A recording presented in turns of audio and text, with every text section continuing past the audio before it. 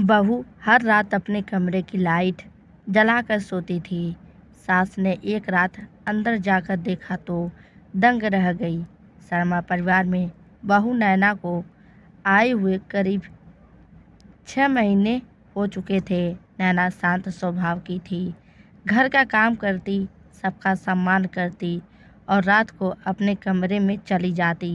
लेकिन उसकी एक अजीब आदत थी, वह हर रात कमरे की लाइट जलाकर ही सोती थी। गर्मी हो, सर्दी हो या बिजली बचाने की बात हो, नैना कभी कमरे की लाइट बंद नहीं करती थी। सास सावित्री देवी ने कई बार कहा, बहू रात भर लाइट जलाकर क्यों सोती हो, बिजली भी खर्च होती है। नैना हर बार मुस्कुराकर कहती, माँ जी मुझे अंधेरे में डर लगता है। सावित्री को यह बात थोड़ी अजीब लगती थी, क्योंकि नैना दिन में बिल्कुल निडर रहती थी। एक रात करीब 1:30 बजे सावित्री की नींद खुल गई। उन्होंने देखा कि बहू के कमरे के नीचे से रोशनी आ रही थी, लेकिन इस बार उन्हें कमरे के अंदर से धीमी आवाज़ भी सुनाई दी।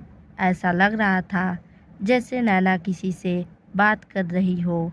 सावित्री धीरे धीरे कमरे के पास पहुंची। उन्होंने कान दरवाजे से लगाया।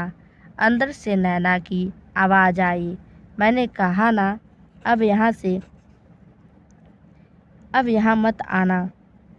सावित्री के होश उड़ गए। कमरे में नैना के अलावा कोई और था।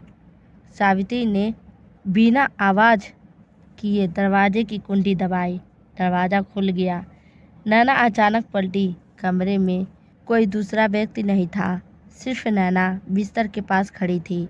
सावित्री ने पूछा, तुम किससे बात कर रही थी? नैना कुछ नहीं बोली। सावित्री की नज़रें कमरे में घूमी, फिर उन्हें एक चीज़ दिखाई दी। बिस्तर के सामने एक पुराना आईना रखा था।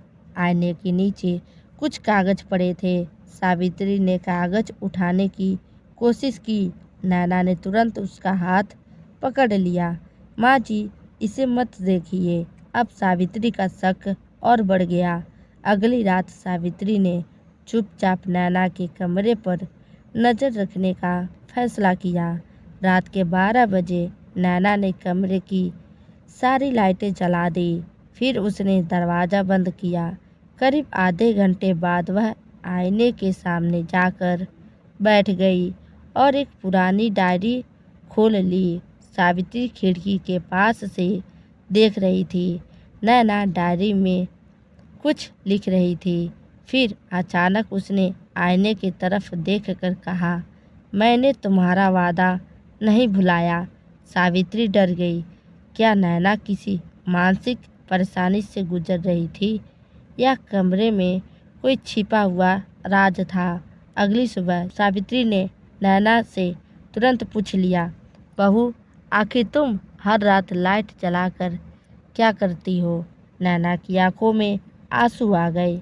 उसने कहा, माँ जी, मैं आपको सच बताना चाहती हूँ, लेकिन मुझे डर था कि आप मुझ पर विश्वास नहीं करेंगी।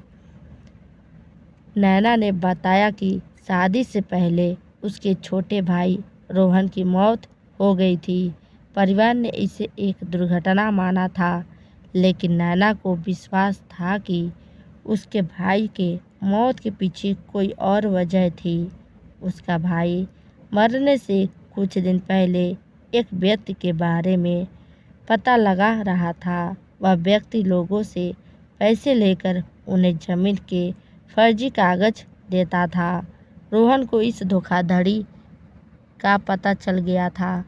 नैना ने बताया कि उसके भाई ने मरने से पहले उसे एक पुरानी तस्वीर और एक संदेश भेजा था। संदेश में लिखा था, अगर मेरे साथ कुछ हो जाए तो उस कमरे के आईने को देखना। नैना जब शादी के बाद इस घर में आई तो उसने अपने कमरे में वही पुराना आईना देखा। उसे देखकर वह हैरान रह गई। उसने आईने के पीछे एक छोटा कागज़ चिपका हुआ पाया। उस पर एक पता लिखा था। इसीलिए वह हर रात कमरे की लाइट जलाकर उस आईने और कागज़ों को देखती थी। सावित्री ने नैना के साथ मिलकर उस आईने को हटाया। आईने के पीछे दीवार में एक छोटी सी दरार थी। उसमें एक पुराना लिफाफा छिपा था। लिफाफे में 3 चीज़ें थी, एक फ़ोटो, एक पुरानी रसीद और एक छोटी पेन ड्राइव। फ़ोटो देखकर नैना के हाथ कांपने लगे। उसमें उसका भाई रोहन एक आदमी के साथ खड़ा था। वह आदमी सावित्री के बड़े बेटे और नैना के जेठ का दोस्त था। सावित्री भी हैरान रह गई। नैना को लगा कि शायद उसके जेठ को उसके भाई की मौत के बारे में कुछ पता है, लेकिन सावित्री ने कहा, बिना सबूत किसी पर शक मत करो। दोनों ने पेन ड्राइव पुलिस को देने का फैसला किया। पेन ड्राइव में कुछ वीडियो और दस्तावेज थे। वीडियो में रोहन एक गोदाम में कुछ कागज़ों की तस्वीर बना रहा था। अगर यह वीडियो रिकॉर्डिंग किसी को मिले तो समझ लेना कि मैं जिस व्यक्ति की तलाश कर रहा हूँ वह यहीं आसपास है। वीडियो अचानक बंद हो गया। पुलिस ने रोहन की मौत की पूरी फाइल निकाली। उस रात की लोकेशन और पुराने फ़ोन रिकॉर्ड की जांच की गई। एक नंबर बार बार सामने आया। वह नंबर उस व्यक्ति का था जिसकी तस्वीर रोहन के साथ मिली थी। पुलिस ने उसे हिरासत में लेकर पूछताछ की। पहले उसने कहा कि वह रोहन को सिर्फ जानता था, लेकिन अब पुलिस ने पेन ड्राइव के वीडियो दिखाए तो उसका झूठ सामने आने लगा। जांच में पता चला कि रोहन ने जमीन के फर्जीवाड़े का पूरा सबूत इकट्ठा कर लिया था। उसने कई लोगों के नाम और बैंक लेन देन रिकॉर्ड कर लिए थे। इसी वजह से उसे रास्ते से हटाने की साजिश की गई थी। लेकिन एक बात अब भी साफ नहीं थी, नैना के कमरे के पीछे यह सबूत किसने छिपाया था। पुलिस ने पुराने रिकॉर्ड की जांच की, तब पता चला कि नैना के भाई रोहन की मौत से कुछ दिन पहले वह इसी घर में आया था। उसने सावित्री के छोटे बेटे अमित से मुलाकात की थी। अमित ने रोहन की मदद करने की कोशिश की थी। रोहन ने जाते समय उससे कहा था, अगर मैं वापस नहीं आया तो यह सबूत सुरक्षित रखना। अमित डर गया था। उसने सबूत आईने के पीछे छिपा दिया था। सावित्री को तब समझ आया कि नैना हर रात लाइट क्यों जलाकर सोती थी। वह अंधेरे से नहीं डरती थी, वह डरती थी कि कहीं कोई उसके कमरे में आकर उस सबूत को नष्ट न कर दे। नैना ने कहा, माँ जी, मुझे लगता था कोई मेरे भाई की मौत का सच छिपाना चाहता है। सावित्री ने उसका हाथ पकड़कर कहा, अब तुम्हें अकेले डरने की ज़रूरत नहीं है।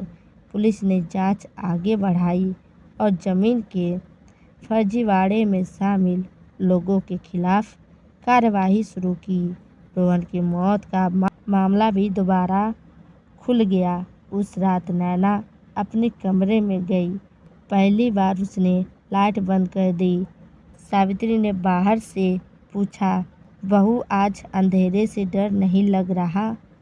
नैना मुस्कुराई और बोली, नहीं माँ जी, अब सच सामने आ गया है। कमरा अंधेरा था, लेकिन नैना के चेहरे पर पहली बार डर नहीं था, क्योंकि जिस राज की वजह से वह महीनों तक रात में लाइट जलाकर सोती रही, वह राज अब छिपा नहीं था। कभी कभी जलती हुई रोशनी उसकी निशानी नहीं होती, वह सच की रखवाली कर रही होती है, जिसे कोई अंधेरे में छिपाना चाहता है।